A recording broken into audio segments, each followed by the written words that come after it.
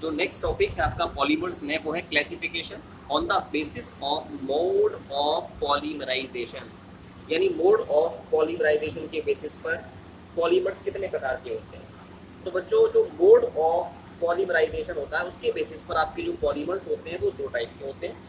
एक होते हैं एडिशन पॉलीमर्स और दूसरे कहलाते हैं कंडेंसेशन पॉलीमर्स। तो पहला क्वेश्चन यहाँ पर ये है कि what do you mean by addition polymers. Addition polymers होते क्या हैं।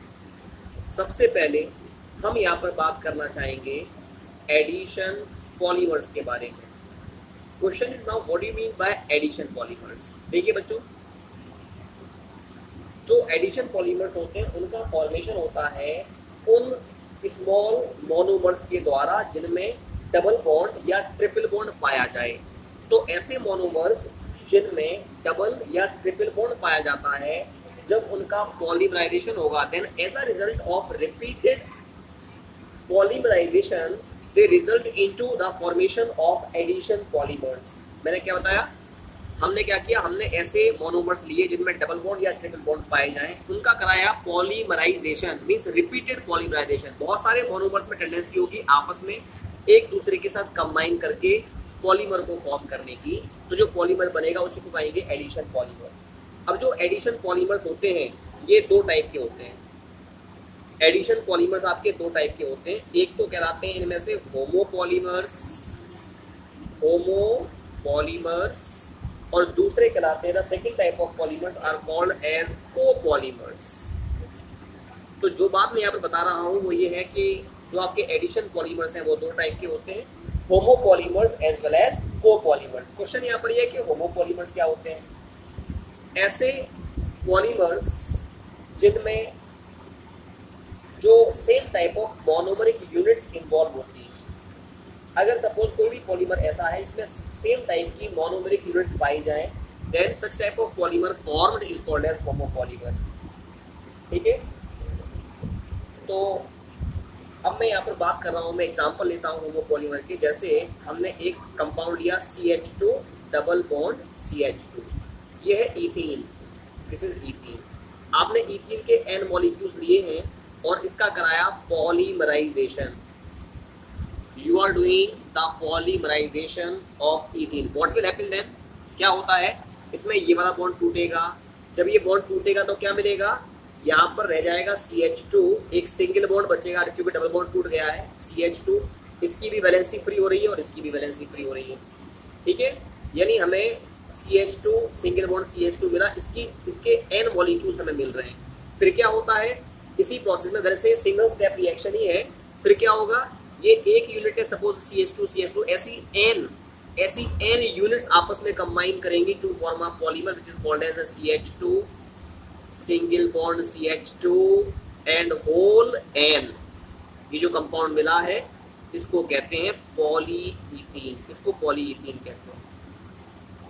तो ये मैंने आपको बताया होमोपॉलीमर क्या होते हैं, वो पॉलीमर्स जिनमें ऐसे मोनोमर्स इन्वॉल्व होते हैं जिनमें डबल बॉन्ड पाया जाए या ट्रिपल बॉन्ड पाया जाए। जब इनका रिपीटेड पॉलीमराइजेशन होता है then they result into the formation of polymeric unit which is called as polymer. तो होमोपॉलीमर में सेम टाइप ऑफ मोनोमर्स होते हैं। इसमें आपने देखा केवल इथीन के मॉलिक्यूल्स ही हैं जो आपस में कंबाइन करके पॉलीमर को फॉर्म कर रहे हैं। अब यहाँ पर क्वेश्चन ये है कि कोपॉलीमर्स क्या होते हैं। ऐसे एडिशन पॉलीमर्स जिनमें पॉलीमर के फॉर्मेशन में दो या दो से अधिक टाइप के अलग अलग मोनोमरिक यूनिट्स इन्वॉल्व हो। We can say that addition polymers are called as copolymers if the monomers by which addition polymers are formed they are different. मतलब इनमें जो मोनोमर्स होते हैं, कोपॉलीमर्स के फॉर्मेशन में जो मोनोमर्स होते हैं, मोनोमर्स वो कैसे होते हैं, वो डिफरेंट होते हैं। तो ऐसे पॉलीमर्स जिनमें डिफरेंट मोनोमरिक यूनिट्स आपस में कंबाइन करके कोई पॉलीमर बनाए, then such type of polymers are called as copolymers. ऐसे पॉलीमर्स को कोपॉलीमर्स कहा जाता है। अब मैं कोपॉलीमर का एग्जांपल लूंगा। जैसे एक एग्जांपल है कोपॉलीमर का, एग्जांपल इज ब्यूना S। इसके अलावा एक और एग्जांपल ले रहे हैं ब्यूना N। ठीक है, मैं यहाँ पर ब्यूना S का फॉर्मेशन दिखाऊंगा। इसमें हमने क्या किया है, इस ब्यूना S के फॉर्मेशन में हमने एक कंपाउंड लिया ब्यूटा 1,3-डाइईन। CH2 single bond CH, single bond CH, double bond CH2। ये जो कंपाउंड है इसको बोलते हैं हम लोग ब्यूटा 1,3 डाइईन, या इसको 1,3 ब्यूटाडाइन भी बोलते हैं। इसके आपने n मॉलिक्यूल्स लिए। इसका हम कराएंगे polymerization with n molecules of C6H5 CH double bond CH2। ये जो कंपाउंड है ना इसका नाम होता है स्टाइरीन, ये स्टाइरीन है। तो जब आप इनका कराएंगे polymerization, polymerization what will happen, ये वाला बॉन्ड यहाँ से टूटेगा, ये वाला बॉन्ड यहाँ से टूटेगा, डबल बॉन्ड टूटते हैं और ये वाला बॉन्ड यहाँ से टूट जाएगा। तो जब ये वाला बॉन्ड टूटा व्हाट यू गेट, आपको मिल जाएगा CH2 सिंगल बॉन्ड CH। ये बॉन्ड टूटा, इसकी भी वैलेंसी फ्री हो गई, इसकी भी वैलेंसी फ्री हो गई। यहाँ पर है सिंगल बॉन्ड CH, यहाँ डबल बॉन्ड टूटा, एक वैलेंसी इसकी फ्री हो गई, इसकी भी एक वैलेंसी फ्री हो गई, ये मिल गया आपको, है ना। तो ये मिला। और यहाँ पर क्या मिला, यहाँ पर ये CH, ये जो आपका CH है इसकी भी एक वैलेंसी फ्री हो जाएगी और इसकी भी एक वैलेंसी फ्री हो जाएगी। तो इसको हम लिख सकते हैं, suppose I am writing from here, यहाँ पर ये आया CH2, ठीक है, पहले CH2 लिखा, फिर डबल बॉन्ड से CH अटैच था, बॉन्ड तोड़ दिया, तो एक वैलेंसी इसकी फ्री हो गई, एक वैलेंसी इसकी फ्री हो गई, ठीक है। और क्या अटैच है यहाँ पर, तो इसकी वैलेंसी जो फ्री है ना CH की, इधर दिखा दे रहा हूँ, ठीक है। और क्या अटैच है, CH से अटैच है आपका C6H5। अब हुआ क्या, इसकी फ्री वैलेंसी इसकी फ्री वैलेंसी कंबाइन करेगी आपस में, तो यहाँ पर ये बॉन्ड बन जाएगा। ऐसे इसकी फ्री वैलेंसी ये वाली इसकी फ्री वैलेंसी से कंबाइन करेगी, यहाँ पर एक बॉन्ड बन जाएगा, ठीक है। और क्या मिल रहा है, इसका होल क्या मिल जाएगा, whole N, because N molecules आपने स्टाइरीन के लिए हैं, N मॉलिक्यूल ब्यूटा 1,3 डाइईन के लिए हैं। तो जो यहाँ पर पॉलीमर मिलेगा इसका नाम होता है, it is called as Buna S। इसका नाम होता है ब्यूटा डाइईन स्टाइरीन कोपॉलीमर यानी ब्यूना S। तो इस पॉलीमर के फॉर्मेशन में आपने देखा दो अलग अलग मोनोमर्स का इन्वॉल्वमेंट हुआ है, उनमें से एक ब्यूटा 1,3 डाइईन है और दूसरा स्टाइरीन है, and this polymer formed is called as copolymer, इसको कोपॉलीमर कहते हैं। तो मैंने बताया था आपको कि मोड ऑफ पॉलीमराइजेशन के बेसिस पर पॉलीमर्स को हम दो कैटेगरीज में बांटेंगे, उनमें से एक कहलाएगा एडिशन पॉलीमर्स। एडिशन पॉलीमर्स दो टाइप के होते हैं, homopolymers as well as copolymers. और दूसरे टाइप का पॉलीमर था कंडेंसेशन पॉलीमर्स। अब क्वेश्चन यहाँ पर ये अराइज होता है कि कंडेंसेशन पॉलीमर्स होते क्या, what you mean bye condensation polymers, उसको देखते हैं, ठीक है। तो अब हम यहाँ पर सेकेंड टाइप ऑफ पॉलीमर्स के बारे में बात करना चाहेंगे, which is called as condensation polymers. Condensation polymers, तो इसमें एक क्वेश्चन अराइज होता है सबसे पहले कि कंडेंसेशन पॉलीमर्स होते क्या हैं। सबसे इंपॉर्टेंट चीज कि इन पॉलीमर्स के फॉर्मेशन में जो मोनोमर्स इन्वॉल्व होते हैं या तो वो बाई फंक्शनल होते हैं, बाई फंक्शनल, उनमें दो फंक्शनल ग्रुप पाए जाते हैं, या वो ट्राई फंक्शनल होते हैं, ट्राई फंक्शनल, उनमें तीन फंक्शनल ग्रुप्स पाए जाते हैं। यानी ऐसे पॉलीमर्स जिनके फॉर्मेशन में या तो दो फंक्शनल ग्रुप इन्वॉल्व होंगे या तीन फंक्शनल ग्रुप इन्वॉल्व होंगे, such type of polymers are called, मतलब ऐसे पॉलीमर्स जिनके फॉर्मेशन में जो मोनोमर्स इन्वॉल्व है उनमें या तो दो फंक्शनल ग्रुप पाए जाएंगे या तीन फंक्शनल ग्रुप पाए जाएंगे, they will be involve in the formation of condensation polymers, ठीक है।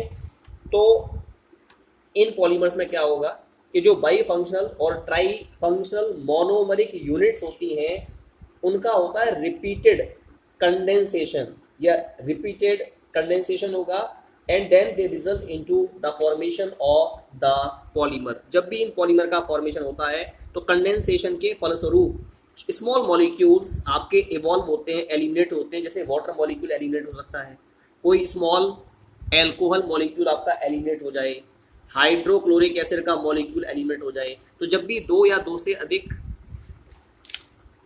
डिफरेंट मोनोमरिक यूनिट्स आपस में एक दूसरे से कंबाइन करती हैं टू फॉर्म कंडेंसेशन पॉलीमर, तो उनमें स्मॉल मॉलिक्यूल वाटर का, एल्कोहल का या HCl का निकल जाता है। और कंडेंसेशन जो पॉलीमर्स हैं उनके एग्जांपल्स, कई एग्जांपल्स हैं, जैसे नाइलॉन 6 एग्जांपल है, nylon 6 is also the example of condensation polymer. एक और पॉलीमर होता है which is called as Dacron, Dacron को हम लोग टेराइलिन भी कहते हैं, it is called as TERYLENE, Terylene, TERYLENE, या डेक्रोन एक ही बात होती है। ठीक है, अब मैं एक एग्जांपल लेता हूँ, फॉर्मेशन दिखा रहा हूँ। जैसे सपोज मैंने यहाँ पर नाइलॉन 6 का फॉर्मेशन करना है। कैसे फॉर्मेशन होगा इसका? अगर हम n मॉलिक्यूल्स लें हेक्सामिथाइलिन डाईएमीन के, मतलब NH2 CH2 का होल 6 NH2, ये हेक्सामिथाइलिन डाईएमीन है। जब आप इसका कराएंगे polymerization with n molecules of adipic acid, adipic acid होता है COOH single bond CH2 whole 4 and COOH। तो ये आपने लिया हेक्सामिथाइलिन डाईएमीन, हेक्सामिथाइलिन डाईएमीन, और ये क्या है? ये है एडिपिक एसिड, एडिपिक एसिड। तो जब इनका पॉलीमराइजेशन होगा, what will happen, a number of water molecules will be eliminated. यहाँ से H हट जाएगा, इसका OH हटेगा, मीन्स एक वाटर मॉलिक्यूल यहाँ से निकल गया। ऐसे ही इस हेक्सामिथाइलिन डाईएमीन का H यहाँ से हटेगा, इसके इस साइड में जो एडिपिक एसिड होगा उसका OH निकल जाएगा। ऐसे ही इस एडिपिक एसिड का OH निकलेगा, इसके इस साइड में जो हेक्सामिथाइलिन डाईएमीन का H है वो निकल जाएगा। और क्या मिलेगा हमको? जब H यहाँ से निकल गया तो यहाँ मिला NH, CH2 का whole 6, NH, CO, CH2 whole 4, CO and whole N, whole N। ये जो कंपाउंड मिला है ना, इसी का नाम है नाइलॉन 6,6। ये नाइलॉन 6,6 पॉलीमर है और इसमें N मॉलिक्यूल्स वाटर के रिमूव हो रहे हैं। तो आपने देखा इस पॉलीमर के फॉर्मेशन में जो दो मोनोमेरिक यूनिट्स इन्वॉल्व हैं वो बाई फंक्शनल है। इनमें इसमें भी 2 फंक्शनल ग्रुप्स पाए जा रहे हैं और इस वाले मोनोमर में भी 2 फंक्शनल ग्रुप पाए जा रहे हैं। जब ये आपस में पॉलीमराइजेशन करते हैं तो उसके फलस्वरूप N मॉलिक्यूल्स वाटर के निकल जाते हैं and then it result into the formation of condensation polymer.